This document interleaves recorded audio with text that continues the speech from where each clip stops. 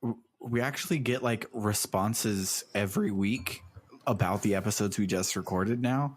Because like we've had listeners for a long time, but they listen the same way that we listen to podcasts, where it's like, oh, well, today I have to do a lot of yard work, so I'm going to catch up on this podcast that I have been putting on for the past like 7 episodes or whatever.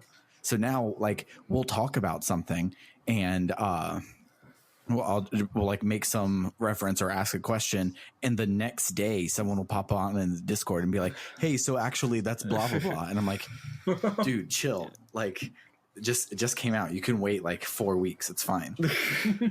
How dare you watch this the day it comes out?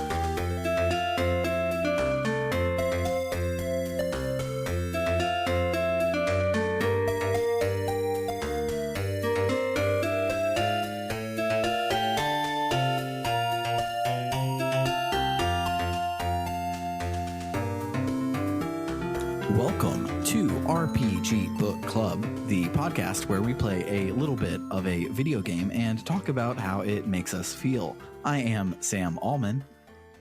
I'm Elias Sailor Eli Warren, and I'm confused about why you're a robot. I'm Maddy Grace, and I'm concerned about why he's a robot.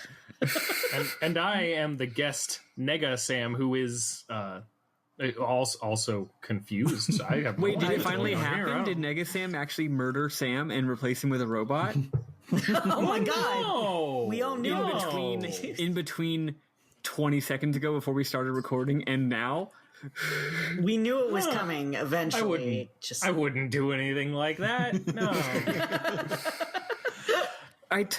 Dude, we said if anyone was going to die and or commit murder, do it while we're recording. Yeah. If you're going to replace any of us with a robot, you need to do it live so that everybody knows. Our fans demand blood. Okay, I'll keep that in mind next time. Not that I did it, but like if I were to do something like that, then parody. This is such a good for joke. legal reasons. This is a joke. Non-actionable. But I wanted to not sound the exact same because both Script Notes podcast and OG Pluscast have the joke that they should not even they should not even have to record the first 20 seconds because it's always the exact same because they say it the exact same way. And I was like, I do that too. And so I did it differently. And I landed on robot in the moment. I was going to do a funny voice, but instead Siri introduced us today. So that's what we fucking got. See, I told you I'm innocent. Sam, what we love about you is your reliability. You don't need to change. You're beautiful just the way you are. Thank you. I mean, I could do funny voices for you. A few changes might be nice, but you're fine. You're beautiful just the way you are. But new glasses, new haircut. We'll talk about that shirt, but otherwise you're perfect. Don't change a thing. But today, instead of me dying, we will be talking about how Lunar dies, and we'll be talking about the end of the game. Spoiler: Lunar dies at the end. That's the ending of the story. What happens at the end of Lunar, the Silver Star? Does he find out he's the Silver Star? No, he finds out that he's the Gold Star. Aww. It's really touching. So yeah, this will be our last episode. Apparently, the Sega CD Land and us over in Universe B didn't play the same game at all in its entirety, as we found out this week. So bear with us here. Yeah. But before we get to all of that, of course, yes. How was everybody's week? Mine was good. Mostly. Not much happened. We have an expansion coming out tomorrow, and I'm kind of rip. Yep, pretty much. Work has gotten slightly less stressful, but only slightly. Anytime we release those Call of Duty games, like I was talking about last week, it's always a pain. But we're dealing with it. We're getting through it, and tomorrow is Shadowlands, so we'll see how that goes. But at least I don't have to work on launch day. Yeah, That's always fun. You get to be Troy on that episode of Community and just walk in with a pizza and everything's on fire. Yeah, exactly. Other than that, not really much going on. Yeah, I had a fun week because I am trying to save monies because my job doesn't pay a lot of money. By the way, Spirit Bomb Energy for my I have a job interview tomorrow for a much better job. Oh shit! But sending. But since my current job isn't paying as much as I thought it would because of like benefits and stuff coming out, I've been cutting back where I could. And although I love Adobe Creative Cloud, it's real expensive. So I had to learn from the ground up how to edit a podcast in Reaper. So if this or last week sounded weird to you, let me know what the fuck I messed up, because I kind of was flying by the seat of my pants and relearned an entire DAW over the week. But other than that, let's see what else. What the other fuck did I do? I did something cool this week. I know I did. No, you didn't. I probably didn't. No, I don't think I did. I think. Was it played FF14? Watch Digimon. No, it was. I'm actually way behind on Digimon, so I'm like gearing up for like a summer. You take the kids. I'm going to be alone with a TV for like an hour and a half and just watch like 6 episodes back to back, which would be great. Tonight, my date is the television. Yes. Oh, that's what it was. Thank you for using the word date. So me and Summer, our date this week, we were playing Tides of Time. It is a card game. It has only 20 cards in it, and for only having 20 cards and no other pieces and very simple rules, it's like incredibly deep and really good. And the games are fast because there's only 20 cards, so you run out of things to do very quickly. But like the amount of planning and scheming and everything, and the amount of things that can go horribly, horribly wrong is very high, and it's real fun. And I highly recommend, if you have a significant other and or a person that you're constantly like hanging out with and you want it's a good like, so it's not unlike Bridge and Canasta in Phase 10. It doesn't take like 15 hours, but it's a good, that sort of game where it's like a thing you can do while the main focus is just hanging out with your friends. And I really highly recommend it, because it can get hella like schemy, thinky, aheady, for lack of a better word, for lack of any words, to be honest. And and it was real good, real fun. And me and Summer have played about like 1,100 rounds this past week. And I got it. Tides of Time. Yes, Tides of Time. I got it. I think the sequel to Echo the Dolphin. Yes, I got it for free when, I think like on a Black Friday and or Free Comic Book Day, which is basically Black Friday for Dragon's Lair in Austin a long time ago. And I played it once with my sister right after I got it. I was like, oh, that's okay. But playing it this week, it clicked, and it's real good. And I think everyone should give it a shot. Neat. What about you, Maddy? Oh boy, I had a roller coaster of a week. If you recall last week, because apparently people listen to these episodes as they come out now. So if you recall last week's episode, I was telling everyone to send me energy and cross your fingers that I would get this job I was looking for. Well, I didn't get it, and I blame all of you for not sending enough energy. Wow. Sorry. It's your fault. And no, I was pretty devastated about it. I was really sad. I found that out on Tuesday because I really thought I had a really high chance of getting it. I'm pretty sure they were hiring 2 people and they interviewed 4 people. And also on the assessment, I got the highest score of anybody. And also I'm pretty sure I kicked ass at my interview. Like it's the best I've ever felt after an interview. So I guess just on paper, my resume wasn't quite good enough, I guess, or I suck and people don't ever want to give me a job. So it was a major bummer. It kind of kicked my ass for a couple days. And no, that was on Monday actually. So it's like the day after, like right when the episode came out. Anyway, I don't know. And then on Friday, oh wait, no, it was last Friday that I played a whole game of Twilight Imperium. It wasn't this Friday, or was it? Whatever, I don't know. And then I hung out with some friends, and then I did some shit, and it was all in all a pretty boring week. However, I do have another job. I believe I mentioned it before. It's the exact same job, but at a different department in the city. Like, it's literally the same job because they're all under contract. So, like, it's the same position in the SCIU Oakland City contract. So I'm probably going to find out if I got that one this week. So, again, send vibes, and if I don't get it, I will be blaming all of you all once again, and you will all feel bad about it. So, good. However, that was a week ago, and I feel better now. Life is fine. It's good. That's it. I didn't do anything interesting. I'm sorry you didn't get the job. Yeah, totally blue. And again, like, the fact that I really felt like I was very likely to get it is really what really got me. You know, like, I was like, it wasn't like a long shot. It was like, no, I feel really good about this one. Yep. Meanwhile, this one I'm about to find out if I got, I feel less good about, simply because the interview was a less advantageous situation. The interview for the job I didn't get was a Zoom call, and it was a panel with 3 people.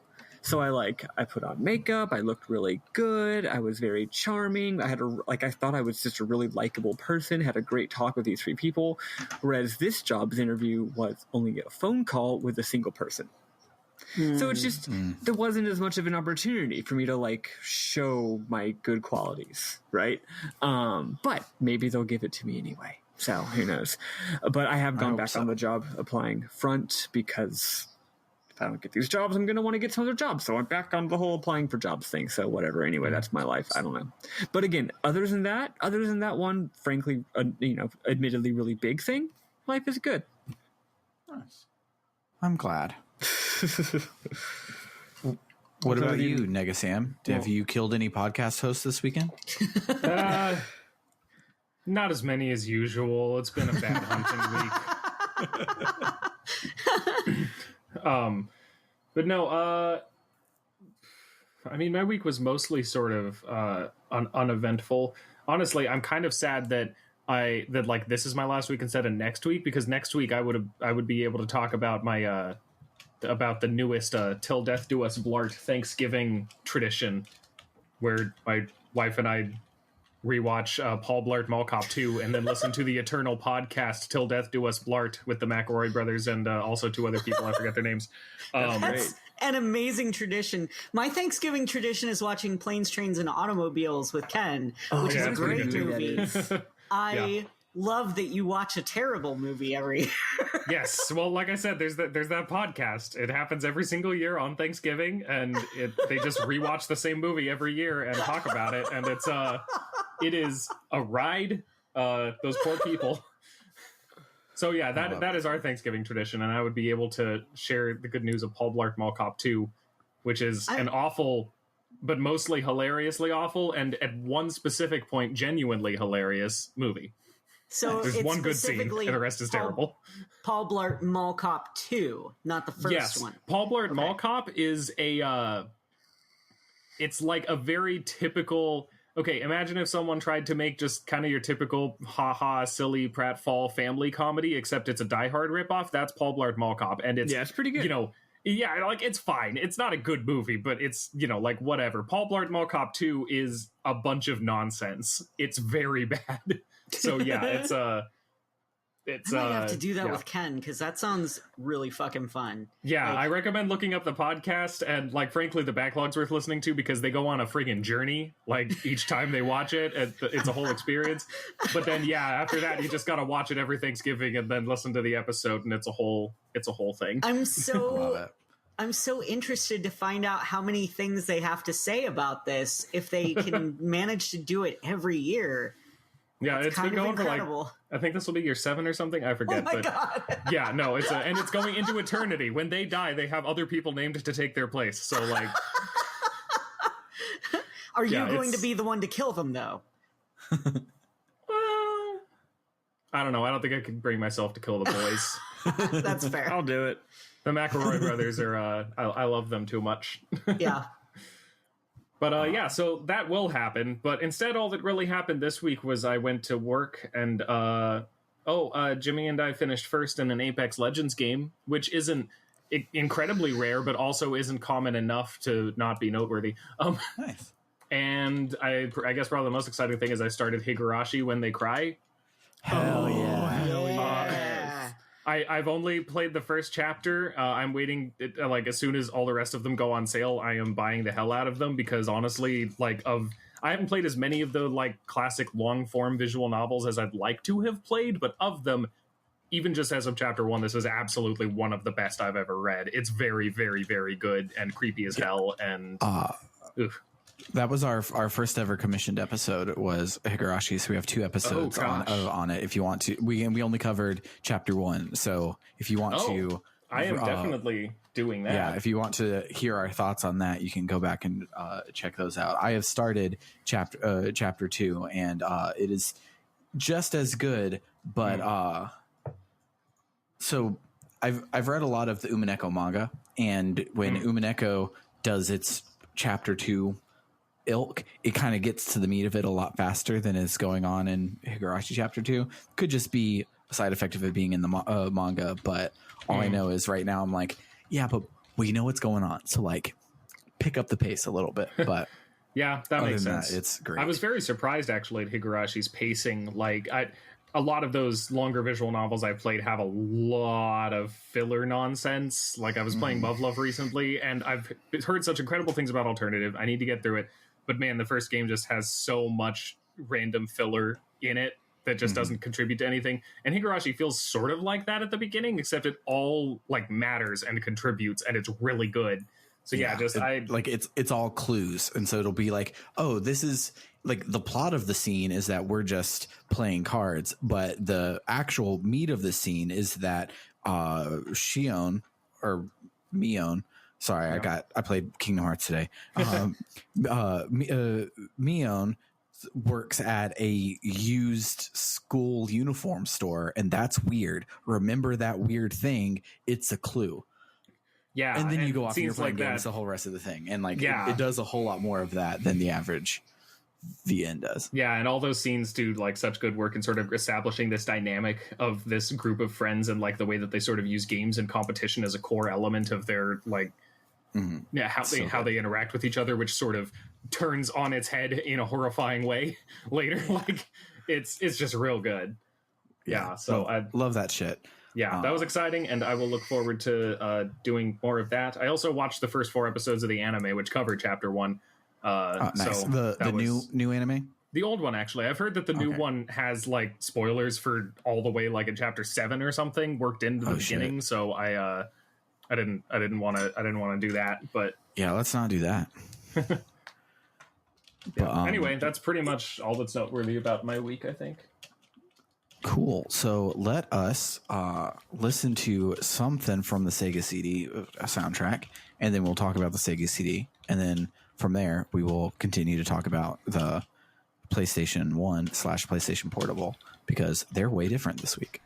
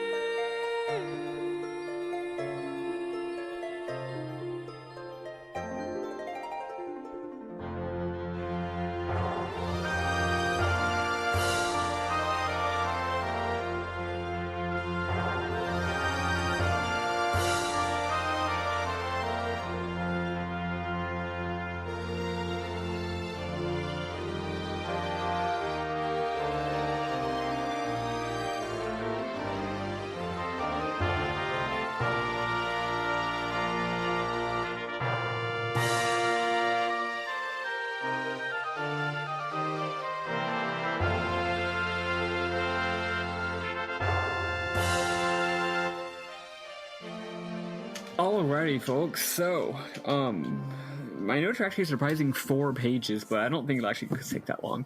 It's literally, you go through a dungeon. Anyway, so welcome to the Grindery Zone, Act 1. There's basically no plot, so I'm just going to yell about the graphics a little bit. So, floor 1. You're on a brick floor, and there's pipes everywhere. They're the walls blocking your path. So you're going through a maze where the pipes are the part where you can't go. Then you go up some stairs and go up a floor, and now you're up in the air walking on pipes. That's right, folks. The pipes are now where you can go, and not pipes is where you can't go. It's a really cute little inversion.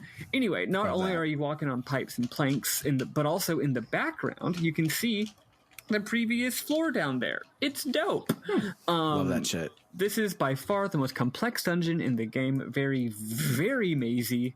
Also some up and down stuff too. Like you don't just proceed through the floors linearly.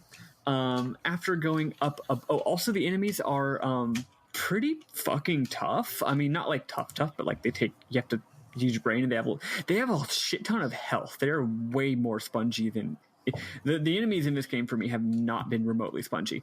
And now all of a sudden they are, which is weird. But they do give you Buko XP. But it was the point where like some of the battles were like, no, 2 of those guys? That's going to take way too much MP. I'm not going to fucking bother. I'm running away. I'm just not worth my time. One of them, sure.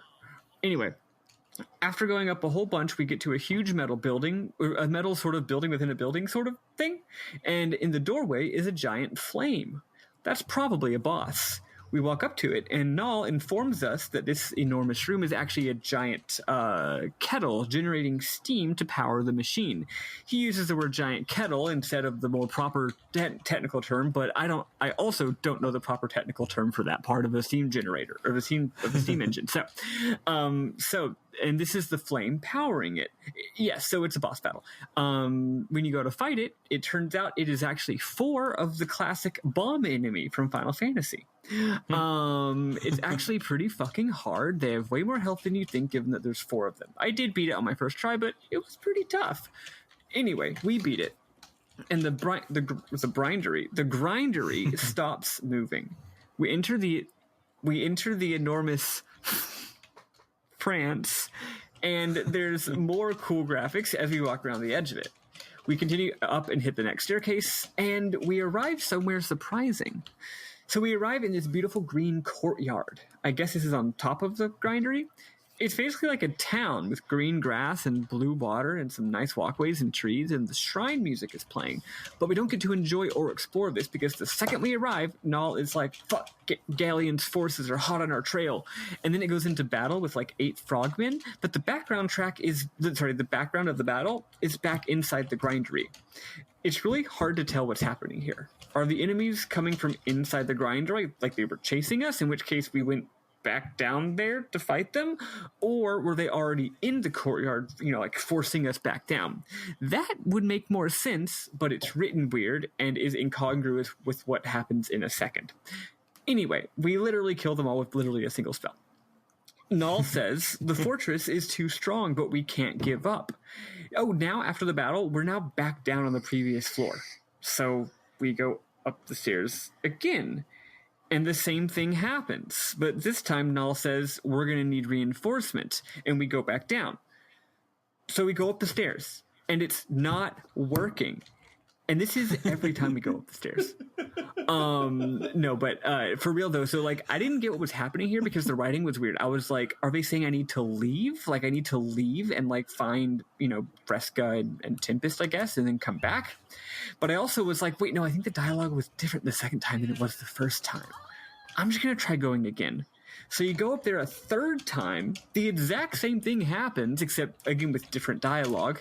We fight and go back down. At this point, Null's like, we're never going to make it if some reinforcements don't show up. Suddenly, some reinforcements show up. It's the other 2 characters, Hurricane and Baja Blast. They're like, we'll hold them off so you can go on through. So finally, so they hold them off. So if we're holding them off, that implies they're coming from within the grindery. But again, it doesn't make sense, but whatever. So they hold them off, I guess. These enemies are invisible, of course. They never actually appear on screen. They're only you just keep going into random battles, basically. So finally, we go up to the courtyard, and yeah, it's a safe zone. It's full of like a bunch of like flying fairies. They say they're being kept as slaves. Honestly, most of this stuff didn't really make an impression on me. I didn't find it interesting enough to write down, so y'all can talk about it if you want. Maybe it's more interesting in your version of the game. It is more interesting in our version. It's actually one of my favorite little parts of the story in our version. Yeah, but in continue. mine, it's usually just variations on Galen sure is evil. It's usually just stuff like that.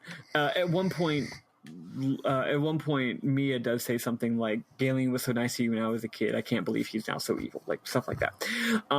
Anyway, one of the fairies gives us a free heal, which is good because I was all out of heal items. Also, the fairy sprites appear over in front of the dialogue boxes for some reason. It's probably a glitch, but it's really weird and cool. Like, you'll be trying to read the dialogue, and one of the fairies is just flying around on top of it. And you're like, get out of there. Get away! Stop that! Eventually, we go into Galen's mansion, which I figure is explicitly not a tower, and therefore won't have that many floors. Turns out it has like 10 fucking floors, and is a tough up and down kind of maze. The enemies are weirdly weaker than the previous dungeon. This game does not stop being weirdly balanced, and the thing is, with other parts of the game, it's like, oh, it's hard to make an RPG. It's hard to account for player levels and stuff. But no.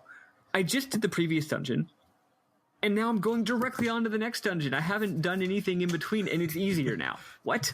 Anyway, notably. Anyway, inside the tower, dungeon, palace, mansion, castle, we go past all the girls Galen is kidnapped. Cool. They give it. It's like, hey, I'm the girl that like, and we know these girls. We saw a lot of them before they got kidnapped. Like, it's like the singing girl from the desert town, the thief town that she was downstairs. Like, she's there. Anyway, they all give us hints and are like, please save us. We also have to search for a key.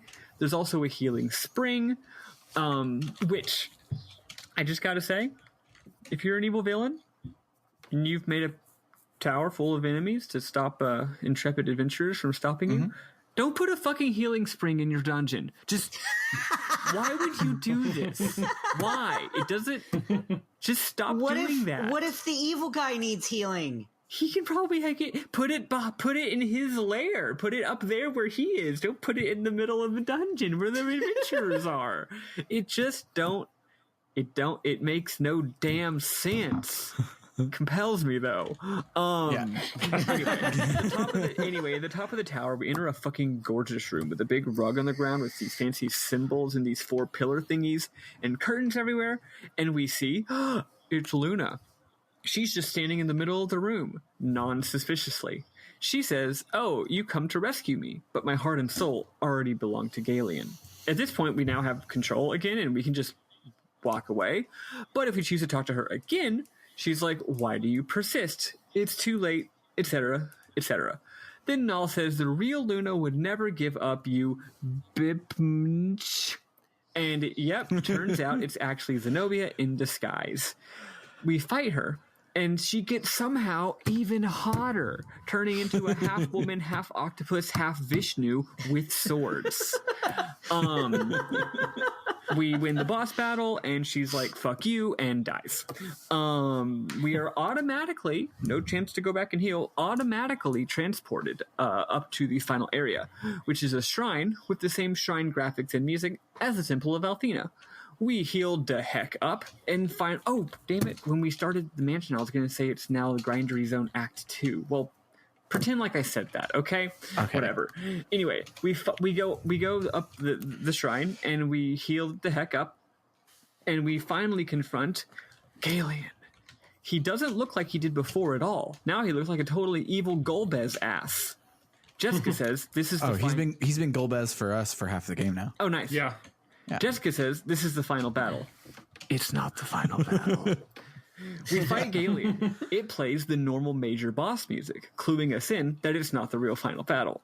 After we beat him, he's a fucking bloody mess. Like, seriously, his sprite is like on his field sprite is so like covered in blood and like clothes in tatters. It's actually quite shocking for a 1993 game.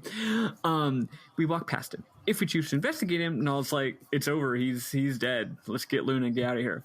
So we go past him into the next room, which is everyone's favorite JRPG trope. That's right, folks. We are now in a starry expanse, walking on crystals or ice or something. That's right. We love being in a void. But the camera pans up and dun dun dun. It's Luna, and she's gone full Althena mode, and also she's gone full evil mode, and she says, "How dare you invade women's spaces? Prepare to die." But then the Althena Tower Guardians show up. So I don't believe these were in your game, and they weren't earlier. They might be later.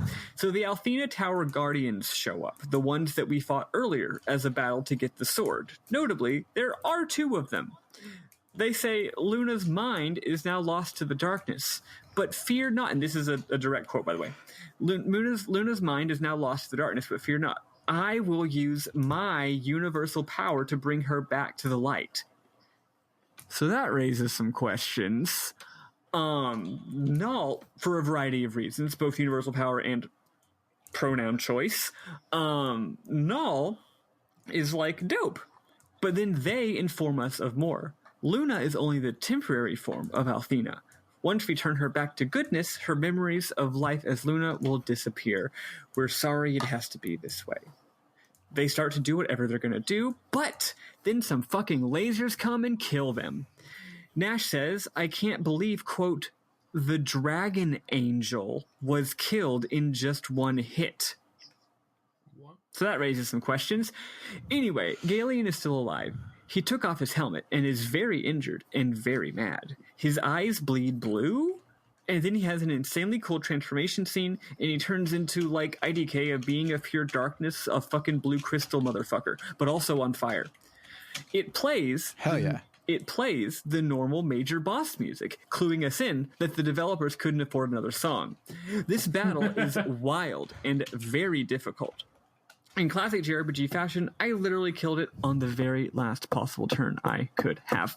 Actually, that's not true. So, okay, here's the thing. This is a 3-boss rush with no heals. Fucking wild, especially for this game, which, again, for me has been pretty damned easy. I definitely could have conserved my items. Remember how items are now free because of our friend? I didn't stock up. Like, I stocked up kind of. I got some...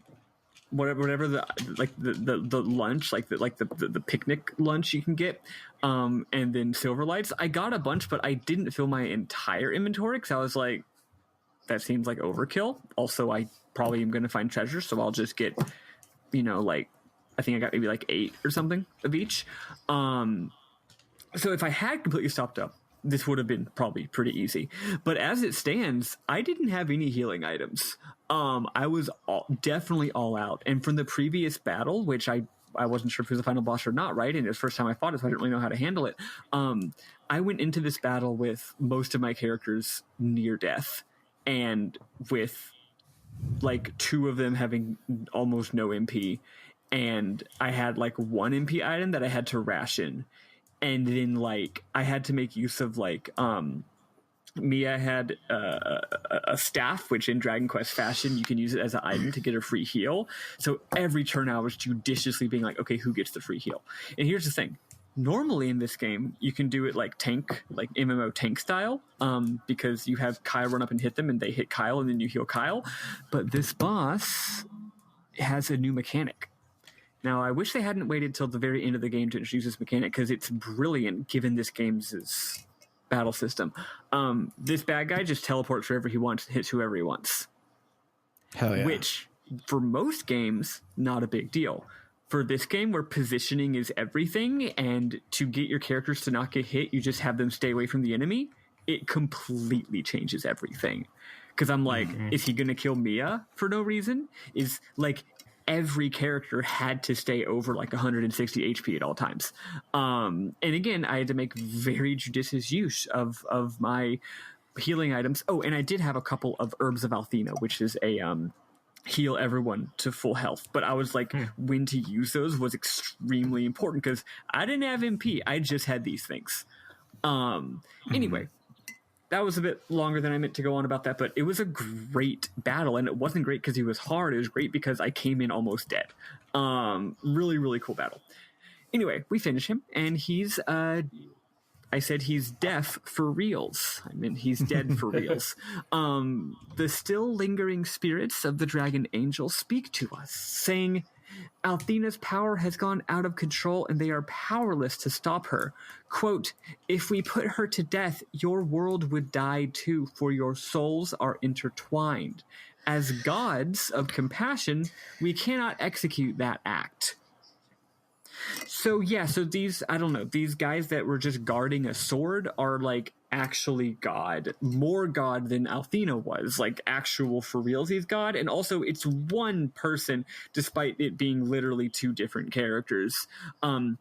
It could have been a translator issue, maybe not knowing the context of the lines and mistranslating a Japanese plural as a Japanese singular, or it could be a Daiyun God. I don't know. It's strange, but they exclusively use the word I instead of we. Anyway, then they say we may be able to reach her using the power of, love. Oh, they say we as in me, the player, might be able to reach her using the power of like love and friendship and shit. So they just get out of there. Now we get to talk to our party members. In case it was not already way obvious that we need to play our harp, they all hint that we need to play our harp. Also, Mia says that she knows we're in love with Luna, even though we won't admit it, even though we definitely literally already said that we loved Luna early in the game in a voiced cutscene. Anyway, also Jessica gives us a free heals. Not that we need it. So now you've got to walk that lonesome valley, and you've got to walk it by yourself. There's no one in the party who can go there with you. You've got to go there by yourself.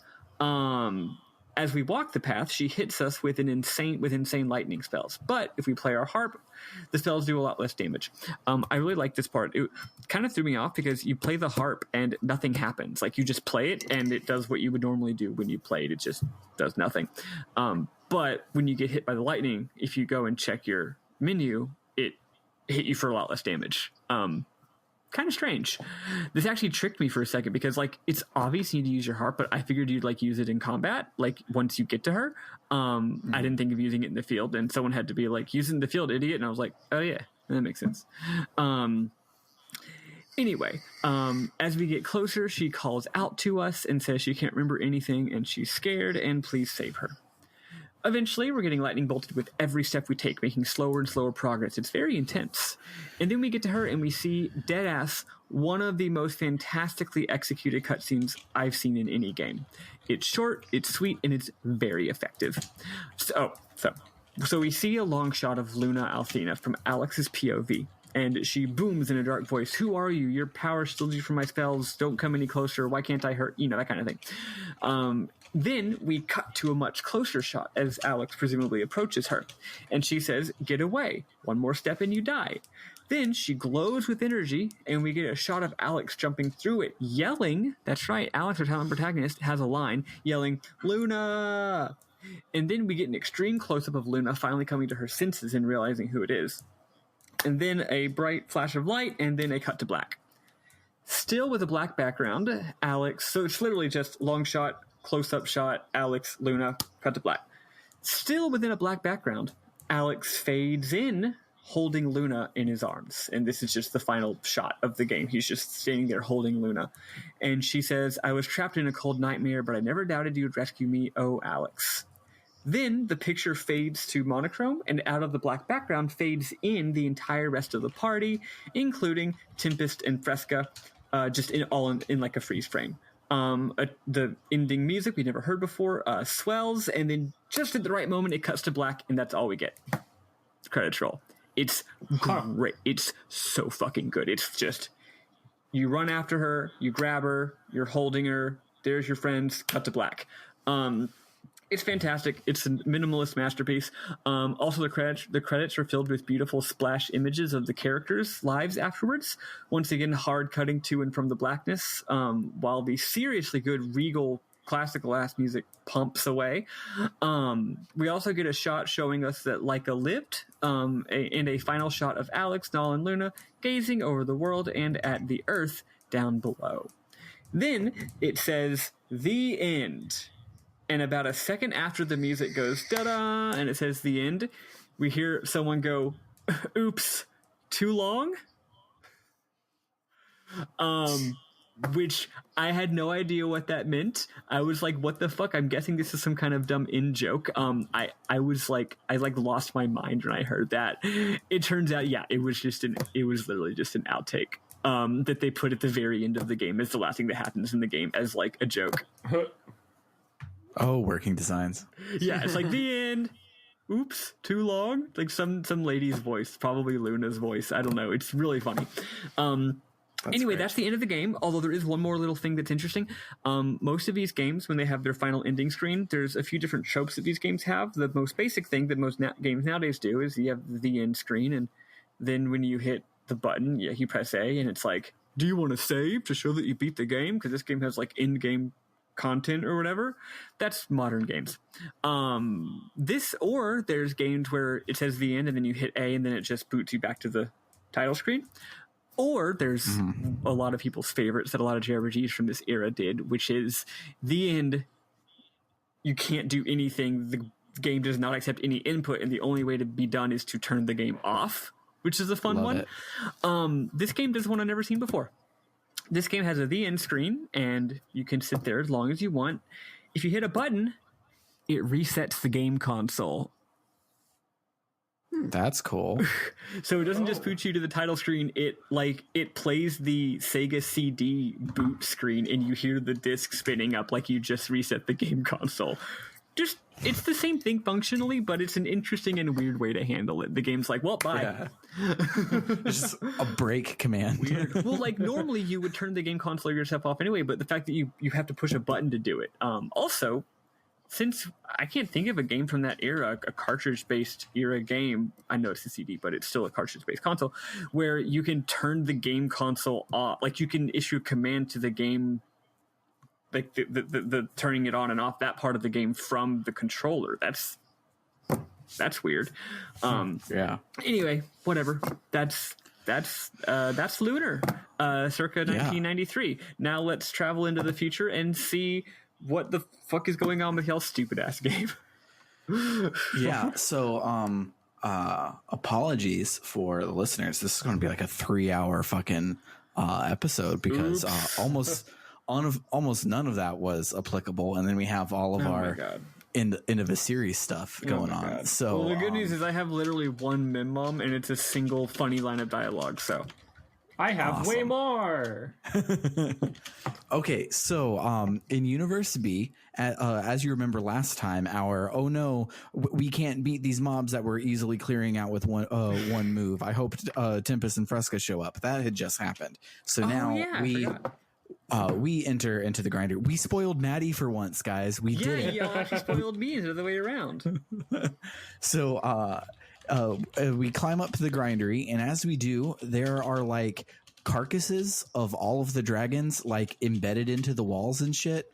I don't know if it's this way in the PSX, but it's definitely that way in the PSP, where like you see like in a tube is just like the blue dragon's tail, like it's a Porygon ass looking tail, and then you like walk across a catwalk that is like built onto the wings of the black dragon, and it's really fucking cool. The characters don't say anything until we get to Quark, and all of the wires are plugged up into his face, like right there in us, and so they're like, oh shit, the grindery runs on Althena's magic, and it's being siphoned from the dragon's corpses. So then we have the beautiful garden that Galleon put in. But as you recall, in ours, when Luna meets Galleon way back when, he's a soft, sensitive, naturey person. Also happens to be an evil emperor, but he this shows his like the fact that he is a good guy. Twisted. He is literally Darth Vader. They didn't know this at the time. Darth Vader wouldn't show to be this until 2005, but where he's a good guy and he's trying to do the right thing, but because he's trying to do the right thing in the wrong way, he goes way off the deep end and becomes a Darth Vader. And so you see all the little fairies, and all of them are like, yeah, the Vile tribe hates us because Galleon is protecting us because we're so weak. And we would die if it wasn't for Galleon. Galleon is really cool. He's protecting us, which is really cool. I just want to butt in and say, I didn't forget that happened. That definitely didn't happen. Yeah. And so then we keep making our way up the grindery, and we get to the top, but the door is locked. Then Phasia shows up to unlock it for us, and she says that Galleon just showed up one day and said what the Vile Tribe wanted to hear, so they obeyed. They had been ignored for so long, and no one was looking out for them. So when someone gave lip service to helping them, they were all on board immediately without question, especially because he offered an other to hate while they were at it. So even though Galleon's policies were literally furthering his own goals and putting the Vile Tribe into slavery, they would die for him and would never even question him, which is really prescient. The Vile Tribe is just the white working class. Yes, 100%. Yep. So then the other hot chicks show up and tell Phasia how much she sucks. And Phasia mentions that Althena gave herself up 15 years ago, and it was her final act of forgiveness. And since there is no God, they can, as I said last week, literally just walk over to the green earth and just say, hey, I just moved here. What's your name? Hi, I'm new in town, etc. John Mulaney jokes. And they're like, yeah, but we don't want to do that. We want to kill people instead. So she holds them off for us while we continue upward. She rules. She's my favorite reluctant villain in a game that we've played in a hot minute, but only because she's hotter than Magus. But she do be hotter than Magus. In the next room, we fight Galleon and kick his ass real easy, and everyone loudly talks about a thing that we're going to be doing soon, which is where they fucked up. You don't do that. You don't talk about a thing that's going to happen in the future. Don't refer to anything happening in the future ever. Do not have dreams. So they're like, hey, Alex, walk right up there. Luna's right there up these stairs. Go get her. And we're done with the game. Let's have our happily ever after. Fucking amateurs. So Alex walks up to Luna and she evil laughs. The one named Luna, whom you once loved, no longer exists in this world. Oh, shit. She then transforms into an angry bitch face version of Althena, and she's hot. In mine, she was already angry bitch face version, but yeah, she is. She's hot. So then the walls of the grindery all fall away, and Althena, in a kick-ass FMV, sings the Terra Tower's final form, and she sings to it, and it erupts from the ground and starts sucking all of the grass and life off of the moon. So Galleon shows up and says, hey, the first fight that you just did was just a puppet, and now and Luna was Althena's sleeper agent this whole time, and now he's going to rule the world from Terra Tower. So we fight Galleon again, but this time it's a force lost. But unfortunately, he's only as hard as his final battle will be. They didn't make him crazy hard like if you try to fight Lavos early or anything. So I was doing a lot of damage, but the graphic design of this game was holding it back. Instead of my damage being zeros to let me know this is a force loss and I should lose, the damage is just grayed out. So instead of being white damage or yellow critical or green healing, it was gray. But gray and white look about the same, especially if my brightness is all the way down and I'm playing in bed. So I wasted all my goddamn heals. Thank God there's a point where a non-point of no return here in a second, so I could go back and get more, because I wasted all of my time and all of my shit trying to survive. And I thought like, oh man, I must have been close. All my characters die, and then the story continues. Yeah, so I didn't waste all of my stuff, but I did waste I don't know, probably like a good hour or so, not including like interruptions and stuff, because I was playing it at work, and eventually just looked up a guide. I'm like, can I do that? Because I'm doing fine. I was doing just fine. And then I confirmed that it was a force loss. I was like, oh, okay, I guess I'll just let him kill me, because yeah, sure. Yeah, I played for way too long. But so back on the plot, we're all dead. Like every character is like beaten and bloodied and dead as shit. And Nala is like, well, fuck. I thought you meant y'all are all literally dead, like y'all are in hell now, and that's where the game is going. And I was like, holy shit. That'd be amazing. No. Let's talk about that different. So Null is sad as shit, and it fades to black. On the black screen, Alex hears his name being called, and the voice says that he has to believe in his inner strength, but above all, believe in his love for Luna, because it is the true source of all power. Alex realizes that this is the real goddess Althena, the dead one, not the Luna one, and he wakes up. We've been in a coma for 3 days, so we have to go find all of our party and convince them to come with us. That's the thing that happened to me, but earlier. Yep. Oh, nice. So Nash and Kyle are getting fucking sloshed at the bar, just like drinking their entire lives away. So we have to get the girls. Yep. So we get the girls to come with us to convince them to woman up and get back out there to fight Galeon. And so we do. This scene is really cute, but it basically is just, guys, you can't just drink your life away. The world relies on you. And they're like, okay. And we get back to it. So we're like, all right, let's go fight Galleon. But how do we get to Terra Tower? Our canoe doesn't have a spaceship engine, so we can't get to it. Negasam, I know you haven't beaten Chrono Cross. We're referring to a ridiculously stupid scene in Chrono Cross. Oh no, that's the Terra Tower bit. But so Lake shows up and he asks us if we still want to take Galleon down. So we say, fuck yeah. And he takes us back to Berg, to Diane's grave. Specifically, he says the white dragon will take us there. And then we disappear and show back up at in Berg. And we're like, what the hell just happened? So it might be a plot Lake twist that y'all didn't get spoiled on already. No, we know what it's here in a second. We were spoiled on it. You spoiled it for us. No, I know. Last week. I was joking for saying you weren't by saying. Oh, you okay. weren't spoiled on it.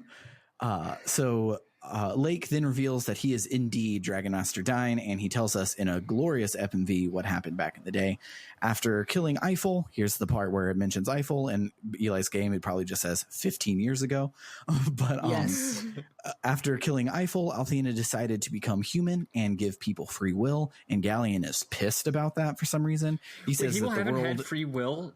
People have only had free will for 15 years. I think they had Apparently free. so. I guess I didn't get the idea that they didn't have free will beforehand. Just that there was a goddess, all powerful goddess in That's charge some of real everything. Xenogears shit. Yeah, it's not. It doesn't like ever specifically say free will, but it's like the goddess was controlling everything, so it's like I thought you were like not literally free will, saying but that. like Gotcha. it doesn't literally say it one way or the other. It Gotcha. kind of like dances around it. So Wait. interpretations. I just want to mention something. So you're saying that 15 years ago, Fate no longer was able to control everything. Yes, That's interesting. we'll leave it at that. But, so Galleon's pissed about all that. He says that the world can't exist without a god to rule them. Diane says, shut up. And to help Althena become human, he gives up the power of being a dragon master. So when he does, Althena is born as a human girl, and quote unquote dragon master Diane is no more. So he changed his name to Lake and has lived in hiding ever since. That thing that just was out of nowhere and was never explained to Maddy. There's the explanation. So he tells us that we must take his sword from his grave and be the one true dragon master and go kick Galleon's butt. We take the sword, we get a Sailor Moon transformation and an amazing limit break. Sorry, Eli. And we're like, well, how do we get there? And Diane says, oh, hey, Null is the white dragon. So he then gets a Sailor Moon transformation, and we hop on his back and fly up to Terra Tower in a way less obnoxious looking FMV than the one in Chrono Cross. We climb up through the tower, and along the way, the Vile Tribe keeps trying to stop us by pretending to be Luna, failing, and then we kill them. This happens twice. The first one happens basically just like that. The second one is much bigger, and Zenobia shows up and like says, hey, you can't ever win. And we're like, we're going to win anyway. She goes, I'll show you that you're too weak. And traps each person in like a little mirror dungeon. And in that mirror dungeon, they are talking to themselves. And the themselves that they're talking to has red eyes instead of whatever color eyes they normally have. And they like talk back and forth of like, oh, like, Kyle, you don't even want to be here. You want to be abandoned. You're a criminal. You're a bad person. Why do you care about saving the world, et cetera, et cetera? And our party basically gets to all say, no, my friends are my power, and overcome their negasams and make their way out. The last one is is Alex, and he says that he'll save Luna no matter what. Not only does he have a Nega Alex, he also has a Nega Luna in there, and he has a big old speech about feelings and shit. So he says that Althena chose to be human, and that he will defend that choice to save her. So we kick Zenobia's ass, and then we run up to fight Galleon. The boss fights with the girls are really cool, but not that interesting at Great the same music, time. though. Great music, though.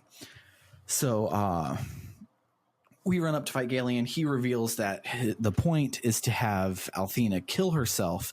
So since her soul is eternal, instead of like when he kills the Luna vessel and the spirit is trying to go and get reincarnated, he'll absorb it, he'll become the god, and he can rule over everyone. Oh, the Sephiroth gambit.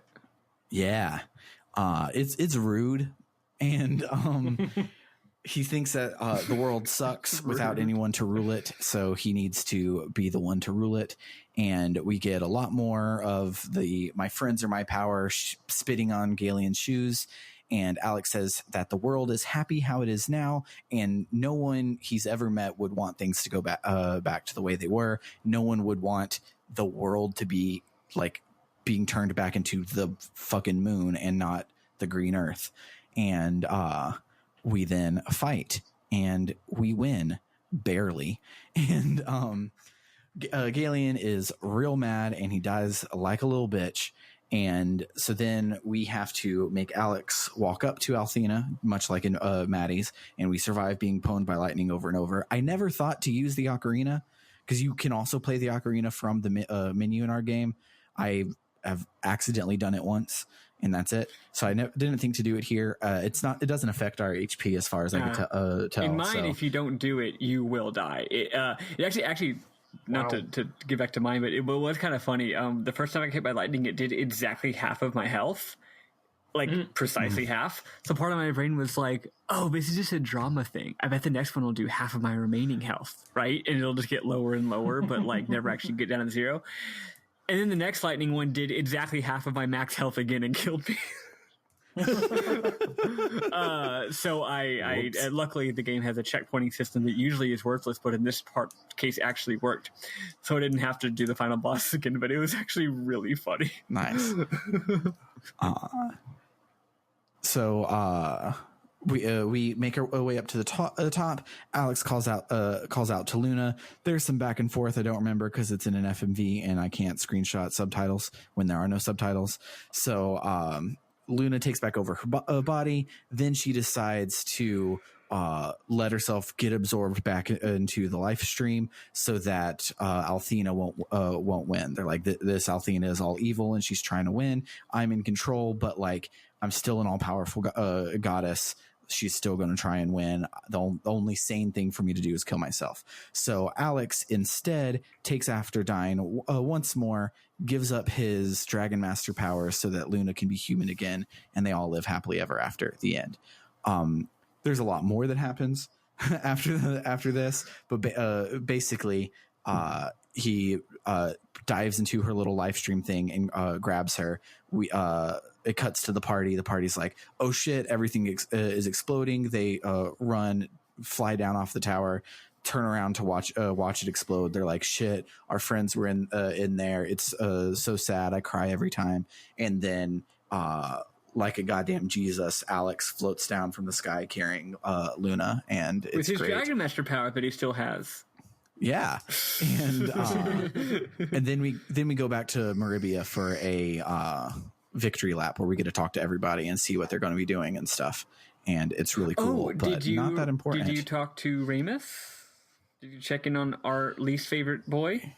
Yes, I did. He also gave us free stuff, and so I was in no. I wasn't ever at risk of dying if I was in a JRPG spiral. The risk of dying was that he moves 3 times a turn. So if I had 3 people alive, there was a high chance I was going to die. But yeah, that was the ending of ours. I'm sure there's more stuff in the victory lap that's important. I just didn't feel like writing any more notes. So let's kick on over to the memorable moment section. Did I get through that in 15 fucking minutes? I think it was more like 27 or 28, but still quite good. Yeah. But yeah, so maybe it won't be 3 hours. Maybe it'll just be you 2. really kicked that thing's ass. I'll go first. I have only one. Hold on, we have to listen to music first. You're right, sorry. Yeah, we got to listen to our ending theme since we already listened to your ending theme, and then we'll talk about our memory.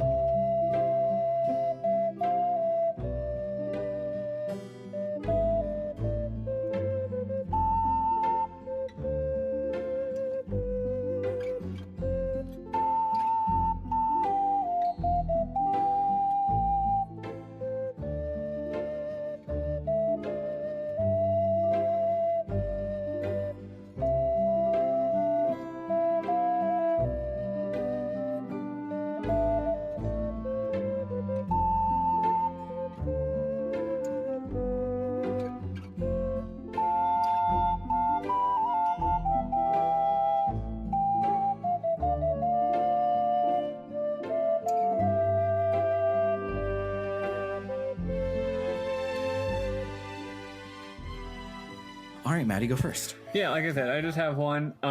When right after Galen from off screen, after you thought he was dead, fucking laser blasts the 2 gods that are actually one god. Wait, so those didn't show up in your game at all, like a single time? Oh no, literally never. I figured there was going to be a huge lore dump and I'd learn all about them.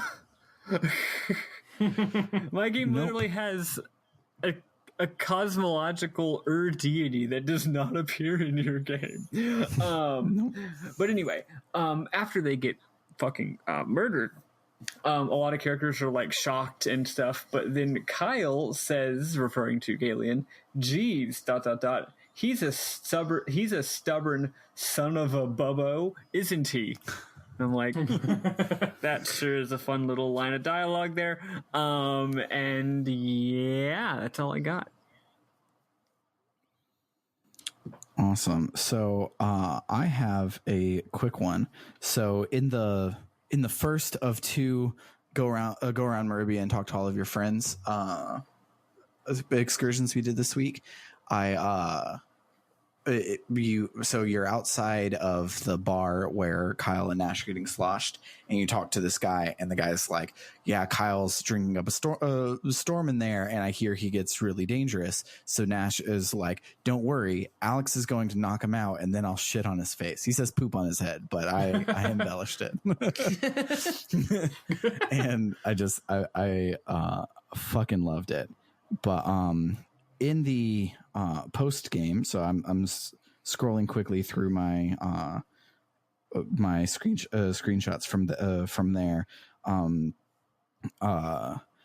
So you talk to Ramus, and Ramus gives you 2 more bromides about Luna, while Luna's right there with you, and it's implied that you're whispering, and she's like, "What are you guys talking about? You're all talking about going off on another adventure and leaving me behind?" And both of the boys are like, "Yep, definitely. That's what we're doing. We're not trading nudie pictures of you." That's and it's cute.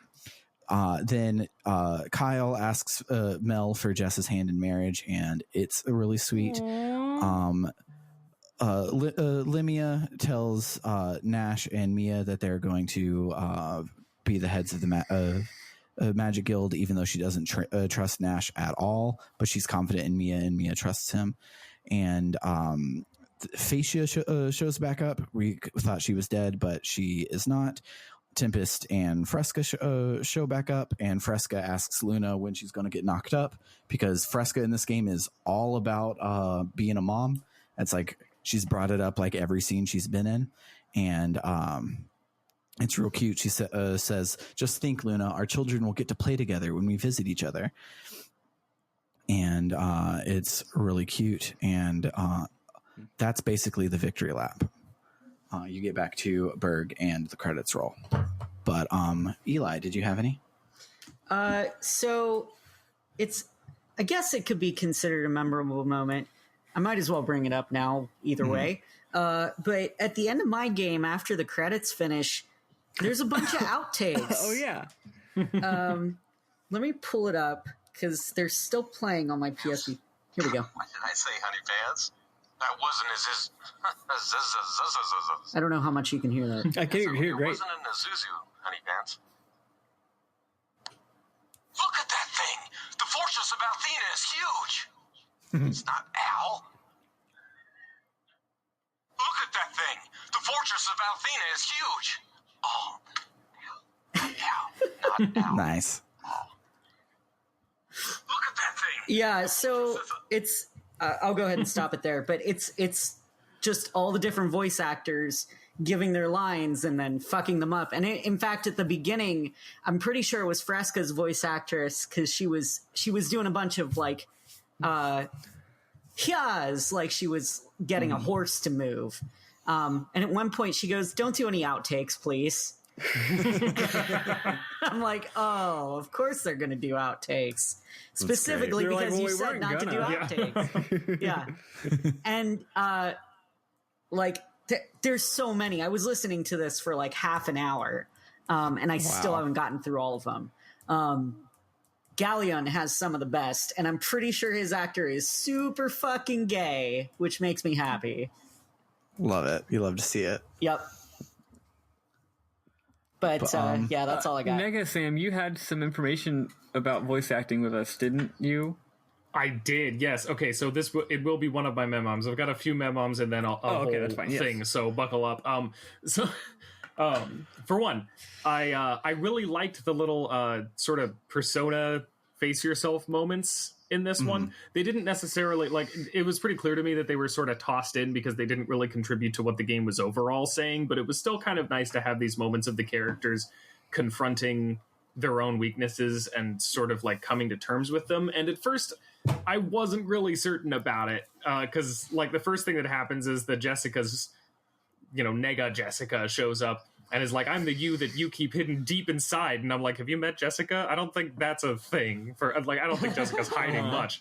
But it did actually do a pretty good job with a lot of these. Like with Jessica, her whole thing was like this frustration at sort of having everyone expect her to be, the good little girl who goes to be a priestess and stuff like that, but wanting to be something different. But then she's like, "Look, no one ever forced me to be anything. I'm like that there, and I'm like this out here, and that duality is fine. I'm okay with it." Like, just to sort of accept these two different parts of her life, which was cool. Which goes back to the thing that we really liked about her in like episode 1 or 2 or whatever, where she is the white mage, but in our she also fights with a big ass hammer. And yeah. I believe you said it was claws in yours, Maddy.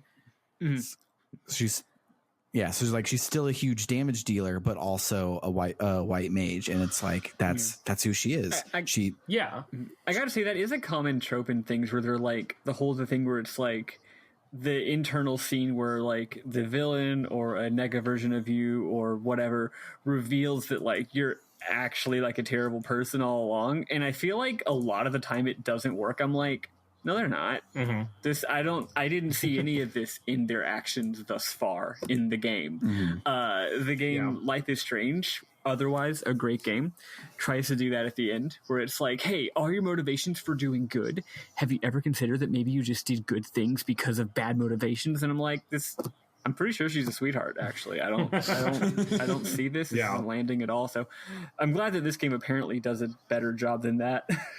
Yeah, it was mostly pretty good about it for sure. Like a lot of these came down to like, Mia's sort of insecurities, that she hates the responsibility everyone's placed on her because she doesn't feel confident she can live up to them. Nash's sort of, with Nash it is actually a character problem, but it's part of his development. In a lot of these cases, it's sort of like a summary of their character arcs. Like for Nash, it literally is just kind of like, I valued people based on their power and strength and wealth, and that's not how I should do that. So, it overall works pretty well. Sorry, not Kyle's. Kyle's is fine. Alex's is the only one that was particularly weak for me because it's pretty much literally just like, you can't save Luna, you'll die. No, I'm gonna. That's just kind of it. And, very much sort of a shonen, like, oh no, at the last moment he decided he'll do it, so he does kind of thing. But everyone else is pretty was surprisingly good, I thought. Yeah, in the remake, they made Alex a non-silent protagonist, but for all intents and purposes, he's still a silent protagonist, and he's doing the things because the game tells you to. He like they literally like he has lines, but he might as well not have lines. Yeah, they develop his "I'm in love with Luna" really good, and like it's a great ship, and like it's one of those things where the canon ship is my favorite. Like I wouldn't put either of them with anyone else, but it's because he doesn't like Null still talks in the scenes where he's be talking with other people, and it's not like Alex gets a lot of time to shine. So he's kind of a weak character, but it happens when you used to be silent. Yeah, pretty much. But yeah, point being, all that stuff was pretty good overall, better than I expected. There was one funny moment where Zenobia says something about once she's defeated, she's like, "Galleon told me all humans were ugly and weak," and I'm like, "You look like a very sexy human right now." Like it's kind of weird to be like, "Oh, humans are so ugly," when you like sort of took a intentionally attractive human form, but okay, whatever, sure. Or maybe it's like the Halloween thing where she's putting on something to be scary, and so she's dressed up as a hot human because she thinks they're so ugly and scary. I mean, I understand. I too am scared of very hot, attractive women, but no. So let's see. I liked that Facio was alive because there was a bit where it seemed like she might be dead, and like I don't like because they were talking about how like they're gonna need the Vile Tribe's gonna need a leader after this, and if the game was all like, and then she dies. I guess they'll be fine. Sure, why not? But then I would have been very annoyed. There was a line near the end where Mia said, like in that epilogue area where Mia says that says "I love you" to Nash, and he gets all flustered. And then she talks about all her friends that she loves, and Null does a like, "Haha, Nash, you thought she was actually in love with you," which I do not accept as canon because, frankly, the game made quite clear that the two of them were a thing, right? And that was kind of weird to me. I didn't like it, so I'm just going to decide that that's Null being a dick. Yeah. Okay, and then last memo before I do more things. I looked up in the last scene. I was like, Galleon sounds kind of familiar. Who's Galleon? Silver Star Harmony redid a lot of the voice acting, and so there are a lot of new voice actors in this, and a surprising amount of them are pretty well known. Galleon, for instance, was Troy Baker, like Joel from The Last of Us, and also like everyone else. Wait, but like Alex, way earlier though. Yeah, it was 2008. So he had like barely been. Oh, you mean they did new voice acting for that version specifically? I understand. Yeah, it's for the PSP version, so he'd been around for a little while, but still, it was before a lot of his really big breaks. Yeah, The Last of Us was 2013, and that was his big break. He was in a lot of stuff before then too. But that's awesome. Also, he's fucking great. Oh yeah, he's great. He was also Vincent and Catherine, a bunch of other things. I don't know why that's the other one I remembered. Every other game I can think of that has him in it came out after The Last of Us, which is why I think of that as being his big break. But yeah, of course there were games before that as well. Tempest is voiced by Roger Craig Smith, who I know best at least as Mirage from Apex Legends. And if they're Alex is voiced by Yuri Lowenthal, Spider-Man from the new Spider-Man game, and the Prince from the original Prince of Persia: Sands of Time, and so many people. Yeah, lots of people. And also, if there are any Critical Role fans here, Kyle was voiced by Travis Willingham, and Nash was voiced by Sam Riegel, and Althena and Luna were voiced by Sam Riegel's sister, Eden. Nice. So that's just, there were a lot of pretty well-known voice actors in here, and I just had no idea until I recognized Troy Baker at the end. So that was fun. Nice. All right, so here's the thing, and I apologize for this, but it's literally the reason why I brought you on. So okay, cool. Well, in that case, I won't apologize for it. And for that matter, since you said I had to plug my stuff more often, I make the web series on YouTube, Games as Lit 101, and my whole shtick there, at least for my major big long videos, is to dive deep into what a video game is saying with its story and how that story is told, through through gameplay and visuals and all that sort of thing, and just to sort of do this holistic analysis of what it's saying and how it says it. And so, honestly, throughout a lot of this, well, basically, you're all going to get like an unscripted Games as Lit 101 episode here, so I'll try not to make it too long, but yeah. So through a lot of this game, I was thinking like, oh, that's this is cool. Like, I connect with these characters. The setting is cool. This is a neat little story. This is fine. And then the backstory cutscene about Althena giving up her power happened, and suddenly this entire thing just clicked into place for me. I was like, oh, holy shit, okay, this is about a lot of things all of a sudden. And it's kind of weird, honestly, how backloaded pretty much all the meaning in the game is. Like, the rest of the story up to that point sort of supports it, but it's amazing to me how little of how sort of unfocused it is up until right near the end. But you should play Chrono Cross. Yeah, I do need to play Chrono Cross, yeah. And admittedly, that's happened to me in some other games before, but usually it's because they're bad. Like, Beyond Two Souls made a lot more thematic sense to me right at the end, but God. That is not really a compliment to that game, frankly. It made it slightly better in my estimation, but that's, Anyway, so essentially what we've got going on here, and correct me if I get any of these details wrong, but my understanding of what happened in the backstory is essentially that this world has a god or a goddess rather, who essentially created it. Like, we get hints that in the backstory, Earth became uninhabitable for one reason or another, and so Althena made a certain area of the moon habitable and, put everyone on it, and that's like their whole situation. And Althena remained there, like, as a goddess, sort of ruling over everyone. And essentially what happened in the backstory of this is Althena, the goddess, recognizing that there was a lot of conflict caused over her favor and in her name, and she decides, okay, well, I don't like that, and you know what? I think that maybe my power belongs to the people, and I will give it to them by being reborn as one of them. So obviously there is a Jesus allegory here to one degree or another, God being born among man and all that sort of thing. But the main thing that's happening here, I think at least, is that the game is setting up this tension between theism and humanism.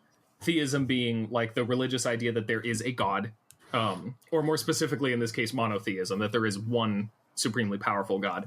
And humanism being, essentially taking that value that would be placed on a god and placing it instead on humanity, on like all the flaws and imperfections and good things about simply, humankind and being human. And it sets up this tension not only as like a religious question, but also as sort of a political and philosophical one, a question of authoritarianism versus democracy as well. The main struggle, like the entire thing that's going on here, the entire reason that there's shit happening in this story itself, is because Galleon saw this and was like, what are you doing? People can't govern themselves. They need someone to be in charge, or everything is going to go into chaos. Mm-hmm. And so over time, well, yeah, that's the thing. We got Galleon here basically taking the side of authoritarianism, saying, like, what are you doing? No, they need someone to make their decisions for them because humanity kind of sucks. And so he does all of this to essentially reverse God's own decision to give her power to the people and become a god himself, because he thinks that people need that in order to like live successfully. And it's the entire rest of the game from that point is essentially Alex and his friends and Luna proving him wrong on that point. That, he's doing all of this to try and get that power of God back into the world, back into him specifically, so he can rule over everything. And there is a lot of hubris and hypocrisy inherent in his idea. Like, there's a point, where is it? It's in my notes. Okay, so there's a point where all the characters tell Galleon like how they can rule themselves and humanity will be better being in charge of itself or whatever. And he says concepts like the necessity of leadership are far beyond your childish comprehension, which sounded an awful lot to me like you'll get more conservative as you get older, frankly. And after that, Alex points out that no one but Galleon wants that. And he says, it can't be helped if I have a greater understanding of what the world needs than Althena. And the fact that he is here saying, look, we need a god's leadership. Also, though, God decided something and I think that she was wrong. I would be better for this is, I mean, I think at least a very fascinating bit of hypocrisy that definitely sort of mirrors the way that a lot of the way that a lot of people in more corrupt religious settings certainly act and treat a lot of things. Yeah. But yeah, let's see. And just speaking of Galleon himself too, there's a bit where also sort of speaking to the religious aspect of this. After Galleon is defeated, Kyle says that he respects Galleon for having stayed true to his beliefs right up to the end, but the tragedy is that he could never bring himself to believe in anything except himself, and, quote, being the only right person in this world is in and of itself an impossibility, which was just a pretty cool little That's really cool. I missed that. That's really awesome. Yeah. And we essentially, like, the ending, this is the thing, is like, it's not throughout most of there, but once we get that backstory all the way up until the actual end, it does a bang up job actually making this work. Because the very ending scene where essentially Alex, who has spent his entire life wanting nothing more than to be the Dragon Master, than to have this power, gives it up in the end, because what matters to him isn't actually the power, it's Luna and it's his friends, it's the people, you know. And so there's this moment of literally and metaphorically doing the same thing that Althena did way back in the beginning, giving up both Luna and Alex's power to once again give that power back, you know, give up the idea of a deity ruling over everyone and give that power back to people instead. And I just thought it was a really cool, like, right near the end, it just really made sense to me. And I thought it was really awesome the way that it sets up this, in typical JRPG style, very literal, but also very representational struggle between theism and humanism, and between authoritarianism and a more democratic setup to just like how we believe the world can work. And I don't know, I thought it was really, really cool, actually. It took it a while to really become clear to me, but I think it did some cool stuff by the end with that. Yeah, no, that's neat. Also, fun fact: if you, or and by you I really mean more the listeners, will think that particular dichotomy and that very explicit tension between those exact two things is interesting, you might be interested in a video game that I made that I keep saying is going to be out soon. Because guess what? That's also the literal theme of that game, out soon. I'll show that more when it's actually out. I just thought that was really interesting. yeah. Oh, it's a game where you get to choose what happens, and you literally get to make the decision at the end of the game. Like, the choices are literally one or the other. It's like, which of those things do you want to go with, basically, which is really interesting. Cool. Love that game. I should beat it. It's not beatable on the copy that I have right now, but if it were, I would beat it. But more on that as it develops. But yeah, this game, it did the thing where, like, it's like normally I take notes for these games by taking screenshots as I play, especially when I'm playing on the Vita, because it's just long press of the PlayStation button and start takes a screenshot, so I can just, while I'm watching cutscenes, just keep taking screenshots. And like normally when I'm taking the notes, it'll be like, oh, I need to take a screenshot of this cutscene so that I know we talked to some dude on our way to blah blah blah, and that's all that matters. Is like we talked to some dude and we made our way over to blah blah blah. But this one, it's like no, they constantly are having things to say. In the end, it's like they're talking themes and not necessarily plot. So I'm like glazing over all of it, but it's like, oh no, this is important enough and phrased well enough, and they're talking about important developments enough that this could easily become the new theme of the game and be everything we're going from here. And so it's like they're constantly just revealing more and doing more and building on themey stuff more here at the end, where I probably took like 700 screenshots this week, and it's fucking ridiculous. But I found myself because I take notes as I go through this usually, but not all that closely. Whereas when I'm taking notes in preparation for a literary analysis video that I'm making, I take just ridiculous, copious notes, and I found myself slipping into that near the end here, just because there was enough stuff to actually like take note of that seems significant. Yeah. So. I want to chime in just very briefly because even though I said my game was largely themeless, and even having you explain it, I'm just like, yeah, no, my game just doesn't really have that. It does have a little bit, because partway through the game, I believe the second or third episode, I mentioned this a few times. I was like, wow, that's interesting. I wonder if they're going to follow up on that. And they never did. But most of the stuff they were following up on was basically humans being shitty. There was a lot of stuff about, prejudice. There was a lot of really interesting stuff where you're like doing a black op for a guy. It turns out he was the bad guy. I guess that kind of undercuts it, but we didn't know that at the time. Like Vale is really sort of a weird sort of fascist state kind of in my version of the game, and it's very upsetting. And there's a lot of other interesting stuff too, especially in the front half of the game, which is just like a lot of like institutions and people being bad and weird. And again, the game doesn't develop that. But hearing you say that makes me realize that when you're doing that argument about, basically God versus humanity taking care of themselves, what you're really, Galen puts a little twist on it because he actually thinks that God was wrong and dumb. But generally, when you do that theme, it's like, it's not really about God. It's a referendum on humanity, right? Mm-hmm. It's like, if humanity's good, then we don't need God. If humanity's bad, then we do. Like, it's about where is our level of belief in humanity. And that's neat, because I think that even my version of the game gives a lot of reasons to not believe in humanity. Right. And the reason also I thought of that, because we were talking about Chrono Cross before we started recording during texting. And like, that's also Chrono Cross's thing, is like, this is a referendum on the goodness of humanity and how much hope we need to be willing to have in it. Right.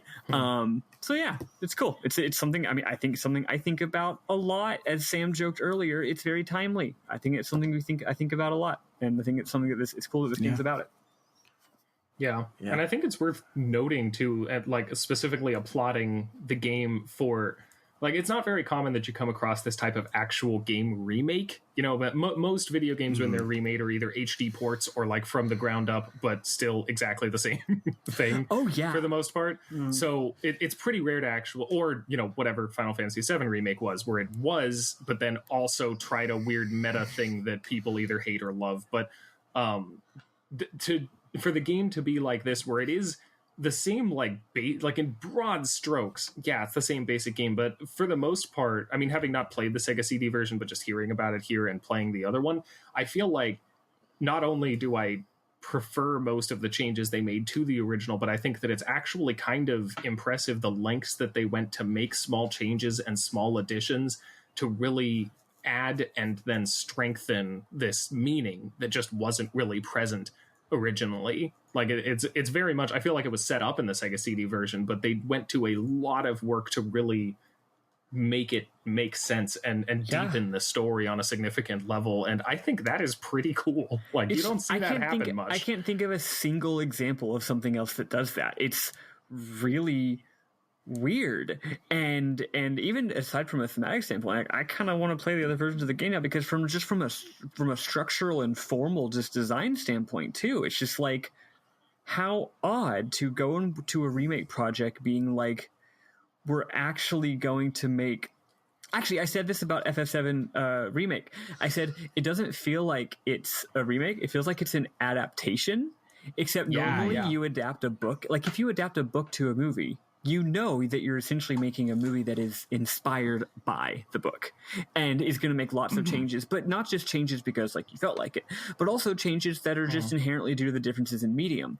What was cute about FF7 was, I always said it felt like an adaptation, except the funny thing is that it's an adaptation of a video game to still a video game, except that 1997, let's not really PlayStation JRPG for serious, because it design-wise it's an SNES JRPG. So like SNES JRPG and modern AAA action-adventure game are so different that it might as well be different artistic mediums. Like that's just as different as adapting a book into a movie, right? So it's like this is an adaptation of the fact that the original thing happens to be in the same medium doesn't really matter. They were adapting a 1993 very old school, very loosely sketched RPG into a modern, tightly scripted, like scripted text event dense, linear plot based RPG, and that's really a weird thing that I can't think of any other examples of. The only example I can think of is Sword of Mana for the Game Boy Advance. Oh, interesting. It does this to the original Final Fantasy adventure. That's the only one I can think of. I guess you could certainly argue that games that are like, that had a GameCube version and a Game Boy Advance version maybe qualify just because those two end up being very different. But that was usually like cheap licensed games anyway. Yeah, I feel like that's a different situation. But for me part of this game is like, obviously, like you said, they added a lot of thematic material and extra scenes, but also some of the changes just seemed like they just felt like it. Like some of the changes, I'm like, no, the way it happened in my game was great, and the way that it happens in y'all's game is also cool. Maybe they just wanted to do something different because they fucking felt like it. And what if we just switch the order of these two dungeons? Wouldn't that be fun? Why bother putting this much effort into something if you're not going to do something original? I guess Ys is kind of a little bit like that, but from what I know so far, but not nearly as much. But good job on them. They put so much more work into this thing than they needed to, right? Mm-hmm. Yeah, they could have been lazier. Yeah, all of the Ys remakes, so like the ones that have subtitles instead of just being Ys 3, it's Ys, Oath and Felghana. All of those do this, where they completely remake the story as well. So yeah, two examples, sort of Mana and the Ys remakes are the only ones that do this. Bring it on more, I say. Crazy. Bring on weird reconfigured iterations of previous games. Like, sure.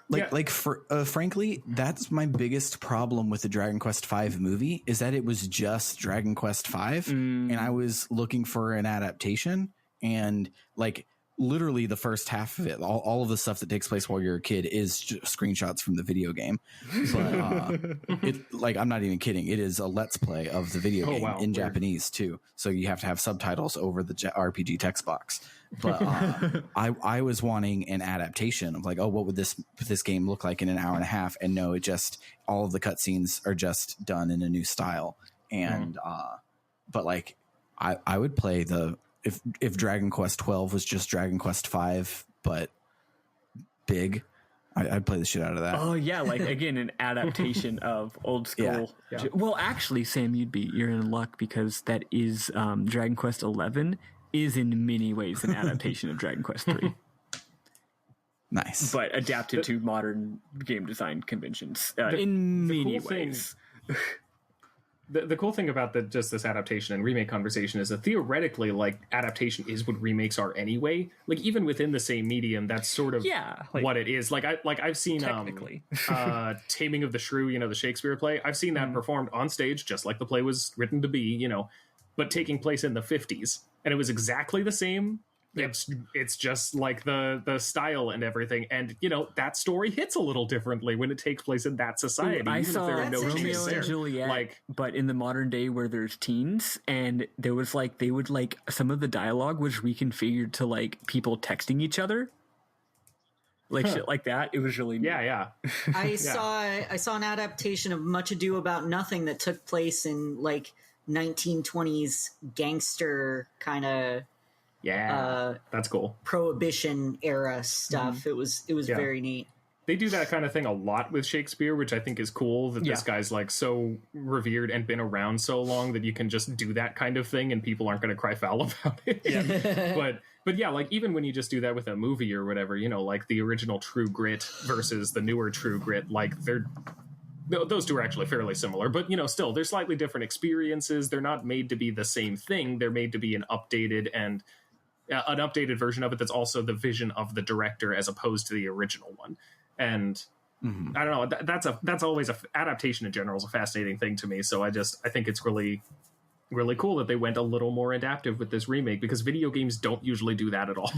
My favorite kind of adaptation is when like the writer is trying to think of how to make the adaptation, and then and it's about this book about orchids, and then he gets the writer's block and he has this brother who might be in his mind but actually turned out he has a brother, and then he tries to find the person who wrote the book he's adapting, but then he gets all weird and obsessive about it, and he goes to Florida, and then he gets eaten by a crocodile. That's my favorite kind of adaptation.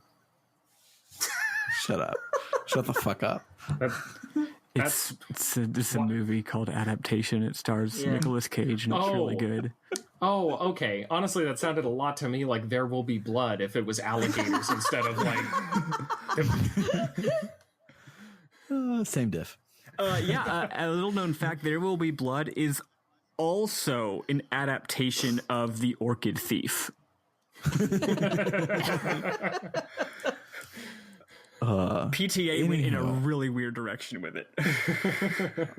Anywho, any last review-ish things to say about Lunar the Silver Star, or story, and or harmony, and or legend before we move on? I have nothing to say about that, but I wanted to say that I have been watching some of Negasam's videos, and they're really fucking good. Thank you. Your BioShock analysis is fucking fantastic. Like, and real good. I don't like the shoot 'em man games normally, but I agree that BioShock is one of the best games. And I really appreciated the analysis that you put into it, and like I played it on my YouTube channel that I haven't uploaded anything to for several years now, I think. But it's on there if you want to watch me bumble my way through it with a crossbow, because I'm a dumbass. But there was a lot of stuff that I missed while playing it, because like while I was paying attention, I was also trying to be entertaining at the same time. And so like getting to watch your video and seeing some of the stuff that I didn't totally pick up on, or, you know, that I would have to replay it in order to kind of get a better understanding of it. It was really cool. And I think you have a lot of good things to say about the games. So thank you very much. I'm glad you liked it. Thanks. Yeah. One more time, show yourself. Since we're on that topic, show yourself. One more time. One more time. Oh, me? Yeah. Yes. Okay, sure. Yeah. The show is called Games as Lit 101. It is at youtube.com/games as literature. But if you search Games as Lit 101 on there, you'll find it. I'm also on Twitter as at Games as Lit.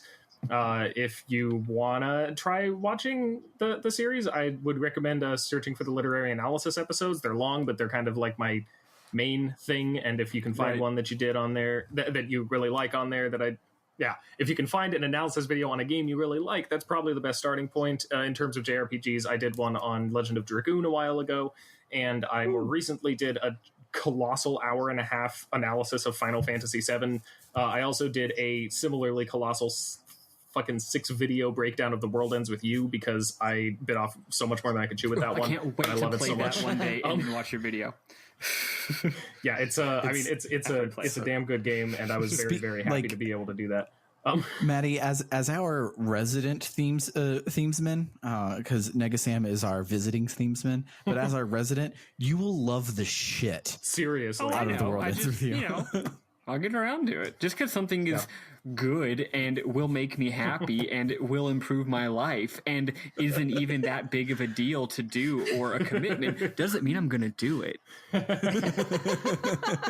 Also, I recommend the original DS version if you can. Oh, I definitely would play the original DS version, don't worry. It's good on all the versions, but the original DS version has some very inaccessible and extremely thematically resonant gameplay that I love. So yeah, no, I know the content of the gameplay, and I'm like, yeah, no, I'm never playing a different version of this game. Of course I'm playing the original. That sounds stupid and insane. See, that's great. Yeah. Good.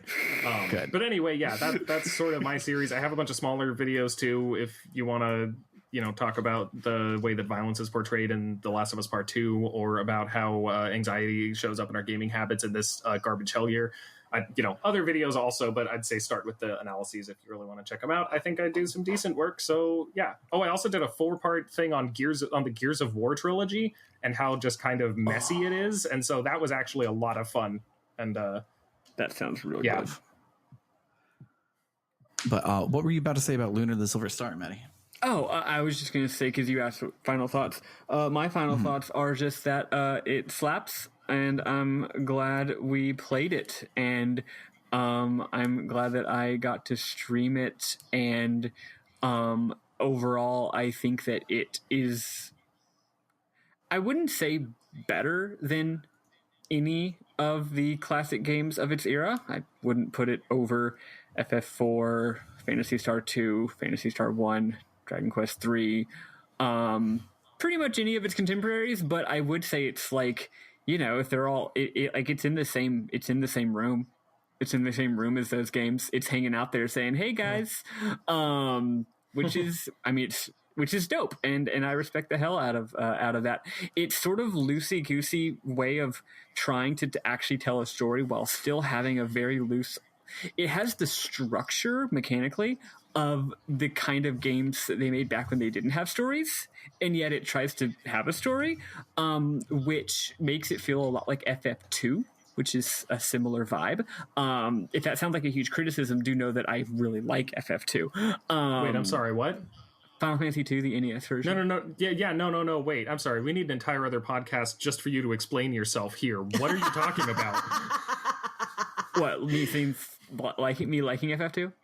You being literally the only person in all of existence who can stand that game. Okay, let me offer a recontextualization. Don't think of it as the second. Well, first of all, my other hot take is that Final Fantasies 1 and 3 suck. They just suck. They're bad games.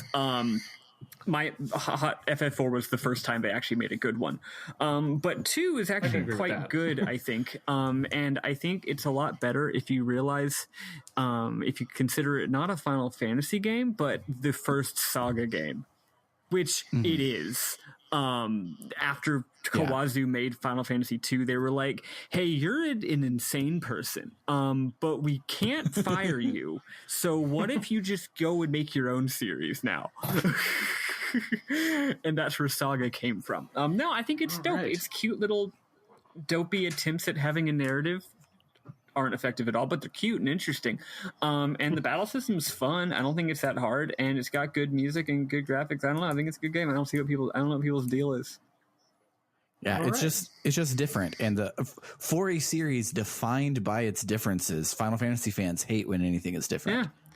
And it's a lot easier, and it's certainly a lot less difficult and grindy than FF1 and 3, which is good because those games suck ass. And if a game, I love games that are hard. I absolutely love it when games are hard. Oh, but also, if a game is going to be bad, it can at least remakes, be easy. You know what I mean? All right, go on. What? Speaking of full Nothing is Sacred remakes, the Final Fantasy 3 remake is basically ground up remake. They added a plot.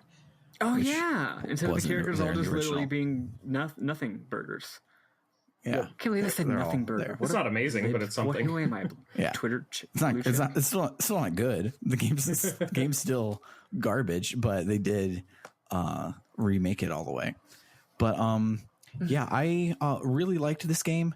I was expecting to like go to the Dark World at any moment. And then the game was over. It's like it felt like we spent a whole lot of time on our main quest, and I'm so used to JRPGs being we do spend our time on the main quest in disc 1, and there are 4 discs, and I was expecting something else to happen, and it didn't, which is kind of nice. I know what you mean. But also, I kind of like the game was like 22 hours long. I could have dealt with a 30-hour long version of this game. It was 30 hours for me. It was probably a lot of hours for me because I play slow when I'm streaming, but I don't have limit breaks. Yeah. So the final review, the limit break they give you at the end is fucking great. So it's sword dance, as you're familiar with, Eli. Maddy, you've never heard the word swords dance outside of Pokemon, but so it's sword dance, but every hit is using the power of a different dragon. And so like you'll come up and you'll hit with like the red dragon, then blue, black, and then the final one you get like a close up of Alex's like anime face and Null's anime face, and then you have this like flying swoop down with the white dragon, and it's fucking great, and it hits really hard, especially if you max out your attack stat over the first couple of turns. And it's real good. It felt great pulling that off every time I did. It's like first turn I would have Mia's limit break so I could have room to just buff everybody body up while they can't take damage, and then just unleash, and it was good. Love that shit. Oh yeah, I know you said that's the final review, but I'm sorry, I have to revisit my review. I forgot all this smart people talk about like plot and mechanics made me forget the most important thing that makes my version specifically good is that the graphics and music are fucking awesome. The end. Oh yeah.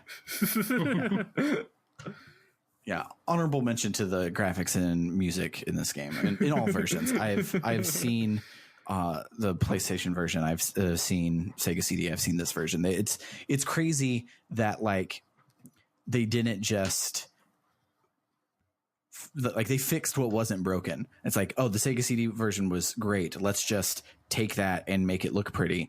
And they kind of did that, but then changed everything in the PlayStation version. And then it's like, okay, let's just port this to the PSP like we did with Star Ocean 2. And they're like, no, we're going to just completely redo it, and it's still going to be good, and it's going to be new music and new graphics, and they're all going to be great. And they knocked it out of the park in the graphics and music department 3 times, which is nuts.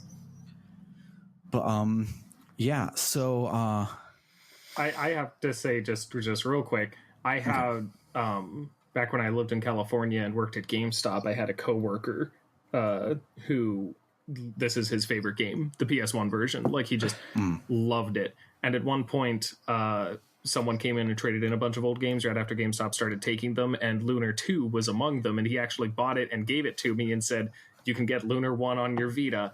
Do that. These games are very good. And I'm like, cool, thank you. And I still hadn't. And so, hi, Austin, if you're listening to this. But that's one of my favorite kinds of guy. A guy who's like, I love this thing so much that not only will I tell everyone about it, I will give it to you so that you do it. Yeah. Honestly, all my GameStop, garbage company. All of my coworkers, amazing. I miss them so much. But yeah, it's I hadn't played it, and I was looking forward to it at some point, and this gave me the perfect excuse. And man, like I get it. It's not necessarily one of my favorite JRPGs, but it's a really good JRPG that I could 100% see, like if I'd played this earlier, when I hadn't played as many or whatever, I could definitely see it being, my favorite or one of my favorites. I think that it is overall just a very good game with a lot of unique elements and just absolutely fantastic sort of production values and presentation. It's visually gorgeous. The music, I don't know. I'm not quite as high on the music as all of you, but it also has a couple of particular songs that I just absolutely love. It all comes together extremely well, and I am glad that I finally played it because it's some good stuff, and I will definitely be getting into the sequel sometime soon. Yeah, I after I beat it, the next day I started Eternal Blue, and it has a whole lot more plot in it at the beginning than this one does, which was great, and I'm excited to see how that goes. Nice. It's a lot harder. I have died several times, and because you can save anywhere, that means you save nowhere, and I have had to watch those opening cutscenes several times. But yeah, also shout outs to the guy at Classic Games Fest who said this was his favorite, and also shout outs to the entire genre of nerd that he is, where he will stand by the original localizations, and so he corrected us and said Eris instead of Aerith, and he also corrected us when we said Lunar and said Lunar, because that's the way that the voice actors say it, even though that's dumb, and it's Lunar. Honestly, Lunar and Aerith. Shout out to anybody whose literal favorite game is like a pretty good game. I respect the hell out of that. Shoutouts to every single person that has shown up in our Discord that is like, oh my god, y'all played Rogue Galaxy, and I'm so excited. Like, that's the reason we did this podcast, and why we don't. Well, that's why we have one sellout game a year instead of just playing the hits, because like somebody's favorite game is gonna be the Sailor Moon RPG, and they're going to find us and they're going to be like, hell yeah, you guys rock. And that's who we're here for. What does it say about me that Rogue Galaxy was like the second thing of yours that I listened to when I found out about your podcast? One person's okay is another person's this is my favorite game. Well, that's what makes art so cool. Like, there's a degree to which there's, like, I would say that Lunar, the Silver Star Story, is an objectively better game than some. I don't know why I'm having trouble thinking. I would say Final Fantasy 2, but apparently I wouldn't be the only. but like, it's better than Final Fantasy 2. I'd say. The thing being that, like, there's a degree to which you could just have things that are better or worse than others on a relatively objective level. But the fact is that some things are going to connect with people, even if they're not all that super well done or as polished as other things. And that is fucking cool. That's how it is. Love that. And you can almost guarantee that your favorite game is one that Sailor Eli hates.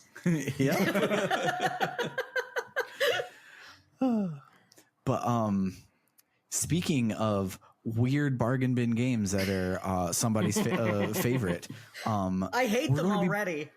We're going to be playing Septerra Core next, guys. Yeah. Oh boy, that has won. Shout outs to who was it? I think it was Benji Button Frazier, I believe. Scrolling up. God damn it. We talk a lot in this goddamn Discord. But I believe it's him. I'm going to say it's him. If it's not him, I'll correct it eventually, because he's one of the people that listens every week. But he actually has Septerra Core on disc, and he's always been wanting to get back into it and finish it. And we're going to be doing that, and it's super cool. But it is available for the Black Friday sale for Steam is probably either on now or will be this week. So you can get it for 75 cents here in the next couple of days. Definitely do so. But it's going to be a weird, crazy fun time.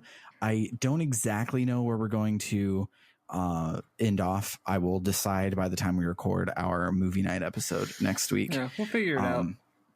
Yeah, it's the unfortunate thing is the game is a lot of samey because it's a lot of in-engine pre-rendered cutscenes and not pre-rendered like FMV cutscenes, but like pre-rendered graphics making in-engine cutscenes. So it's like everything kind of looks the same. It's people standing around talking. So trying to like pick apart has been kind of difficult, but I'll figure it out.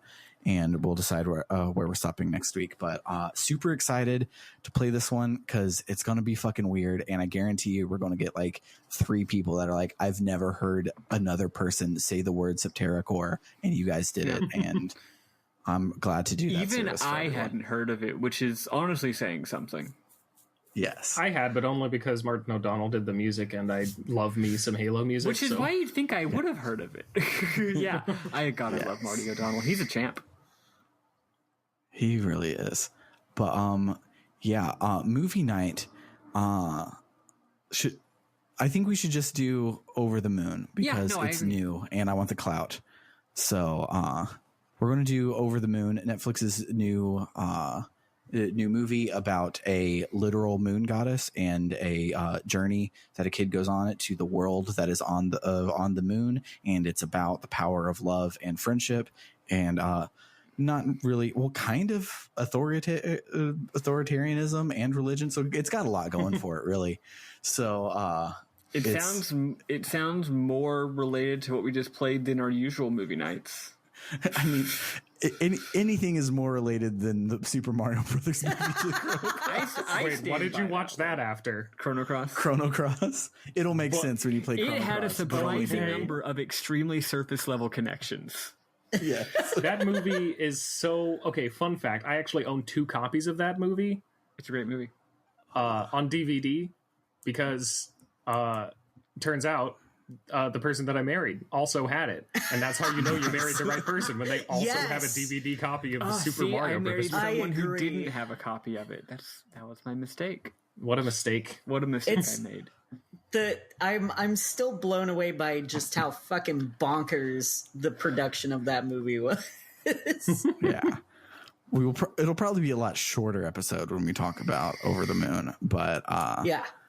Because apparently it just had a I quit Disney I quit Pixar to make my own Pixar movies, and then they succeeded. So there you go.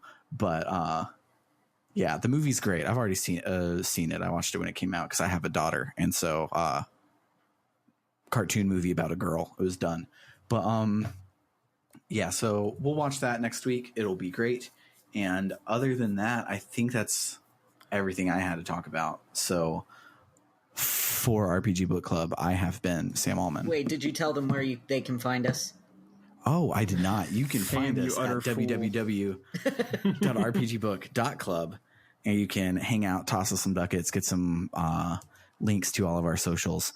And by all of our socials, I specifically am implying the Discord. You can follow us on Twitter, but that's basically just following me on Twitter. These knuckleheads have the logins, and they have never logged in. I think Eli logged in one time to post one link to his Let's Play, and that was it. So if you want to follow me on Twitter and pretend you're talking to the podcast, I've never logged into it because Sam won't give me the keys, which I'm pretty sure is the right call. The keys are in the place all of the keys are, so you really just haven't wanted to. No, I'm just kidding. I was lying to saying Sam hadn't given me the keys, but I am saying probably a bad call letting me know that information. Well, if you want to follow us on Twitter before Maddy deletes it this week, before I get us canceled and or banned, you can find links to our Twitter at www.rpgbook.club. So also, can I just say thank you for having me on? This has been a whole lot of fun, and I will be glad to not have a bunch of a JRPG that I need to play every week, because I really bit off a little more than I could chew with this on a scheduling level. But this has been a ton of fun, and you guys are great, and I am happy to have been on here. So thanks. I've also bitten off more than I can chew for the last 3 years, and yet I continue to do it. Mega appreciate Nega Sam you sticking with it despite biting off more than you could chew. I mean, you said you do it, and then you did it, and was super glad to have you every single week. Sorry for stealing all of your time, but you're welcome, because now it's going to feel like you have so much more time. Exactly. In comparison. So much more time to play Lunar Eternal Blue. Thank you so much for coming on. We really appreciate it.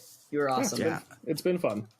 Yeah, thanks for responding to my stupid Twitter thread and being serious about it. So I appreciate it. Hey, when people mention me on Twitter, I try to say hello. Nice. But yeah, this has gone on for way too goddamn long. I agree. So for RPG Book Club, I have been Sam Allman. I'm Elias Sailor Eli Warren. I have another speech I'm going to give that'll take about an hour, if that's all right with y'all. Just kidding. No, god damn it, Maddy. Call me Ishmael. Some years ago, never mind how many precisely, having nothing in my purse, I decided I'd see the watery part of the world. My name is Maddy Grace Webben, and that's it. And I am, for the last time, Nega Sam. You will see me next week simply as Sam Allman, because I will have taken him up. They'll have assimilated. Yes. Bye, everybody. Toodaloo.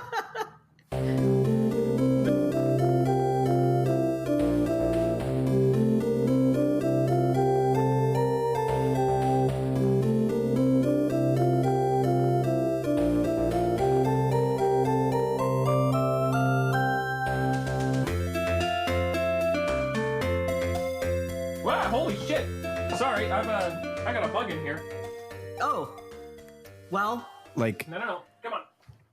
like is it a creepy crawly or is it like He's got a glitch the in the FBI? programming. Working.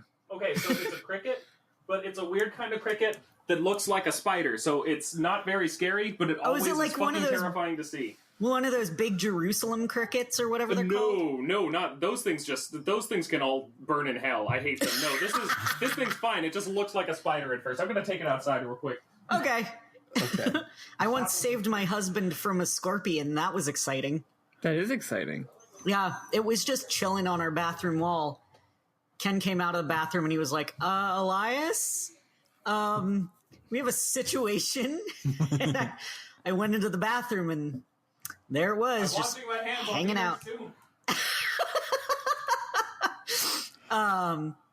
Yeah, so I got a little like piece of construction paper and a cup, and I very gently put the scorpion in the cup, and then I tossed it outside. And I'm sure my neighbors were not happy with me for that. Oh, a scorpion! Holy crap! Those things Yeah. are scary. Yeah. I've never had a problem with arachnids. Like, I think they're super fascinating. I am terrified of brown recluse spiders. Like, I will not fuck around with those As you guys. should They be. die. Oh, yeah, they can kill you. Yeah. I grew up in the country, and so there was at least one person with a brown recluse bite at all times throughout Oh, God, my high school same. career. Yeesh. And yeah, it's fucking horrifying.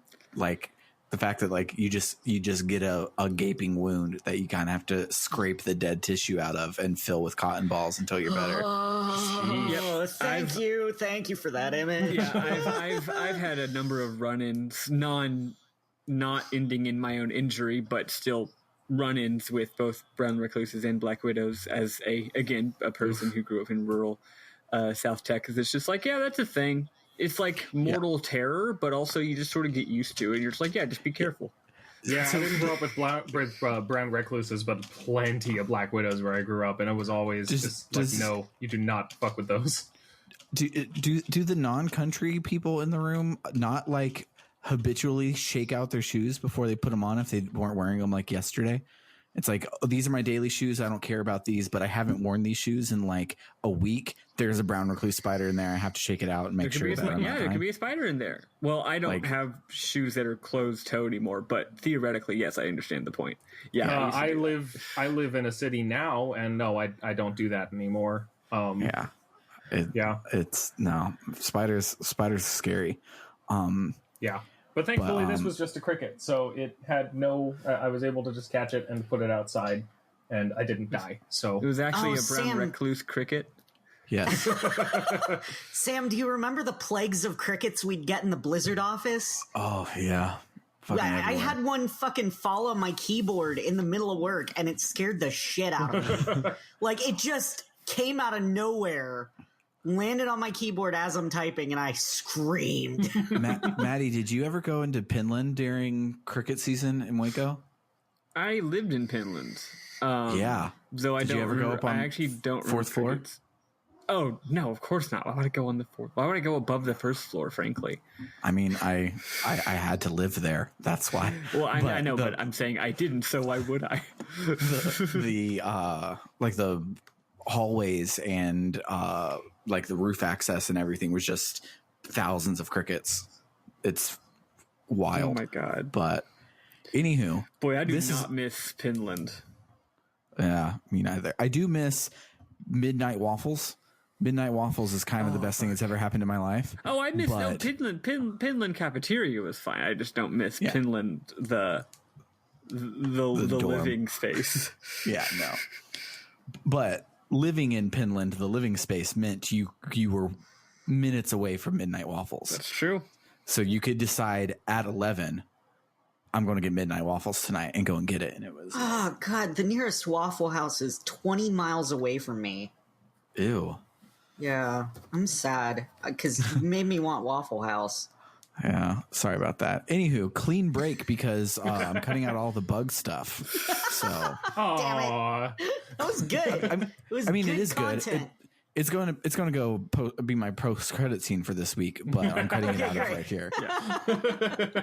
Good plan.